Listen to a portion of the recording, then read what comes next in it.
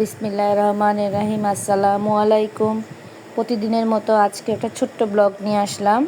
আজকে আমার ছোট ছেলের পরীক্ষা শেষ। এখন তার বায়না ছিল যে পরীক্ষা শেষে পরের দিন তারা খেলতে যাবে, কিন্তু তার কাছে তার জার্সি আর প্যান্ট ছিল না, কারণ যা ছিল সেগুলো সব ছোট হয়ে গেছে। আমি বললাম যে আমার কাছেও টাকা নাই, আমি পারবো না কিনে দিতে। তারপরেও এটা পরীক্ষার আগে বলছি, তারপরে পরীক্ষা শেষ করে এসে বলতেছে যে চলো মা তাহলে বাসায় চলে যাই। তাই আমি বললাম যে চলো। তো সত্যিই আমার কাছে টাকা ছিল না, তারপরও বললাম যে চলো ঠিক আছে, দেখি যদি অল্প দামের হয় তাহলে কিনে দিব, আর যদি বেশি দামের হয় তাহলে কিন্তু কিনে দিতে পারবো না, তুমি তোমার মতো করে যা গেঞ্জি প্যান্ট আছে সেটা পরেই তুমি খেলবা। তো বললো আচ্ছা ঠিক আছে।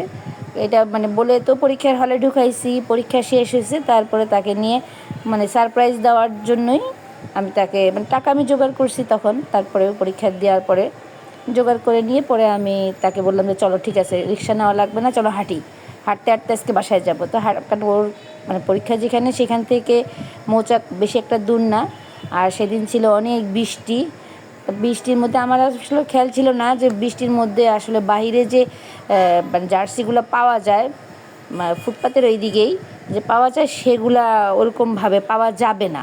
দোকান যে বন্ধ থাকবে আমার ধারণা ছিল না, কারণ আমার ধারণা ছিল যে বাইরে তো দোকানপাট খোলা থাকবে, এই জন্য আমি আরও চলে আসছিলাম।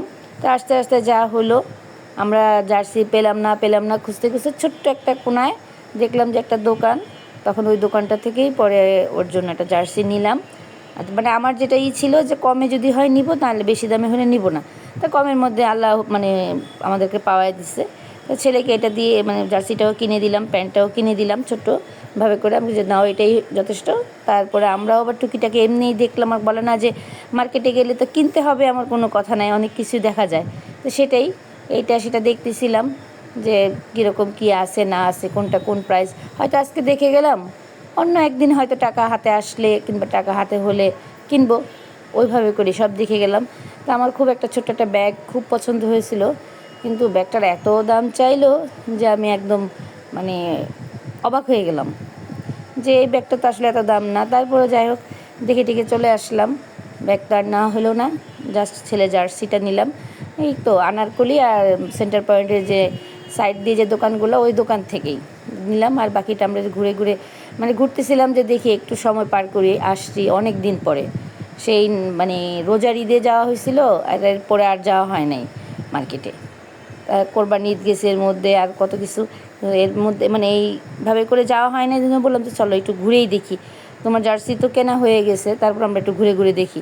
তখন ঘুরতেছিলাম মার্কেটে, এদিক সেদিক করে অনেকখানি ঘুরছি। ঘুরতে ঘুরতে তারপরে মা ছেলে দুজনে মিলে পরে বললো যে মা তাহলে দেখা যাবে আমাদের দুপুরে খাওয়া তো হবে না। আমি যে দুপুরে খাওয়া না হলে না হোক, ঘোরার তো হচ্ছে। আমরা যেহেতু ঘুরি না, মা ছেলে দুজন তো আর ঘুরি না, কারণ দেখা যায় আমরা তোমার একমাত্র বাসা থেকে বের হওয়া হয় যে তোমাকে স্কুলে নিয়ে যাওয়া আর বাসায় যাওয়া, এইটুকুই। এছাড়া আর আমাদের ঘোরা হয় না ওই রকম।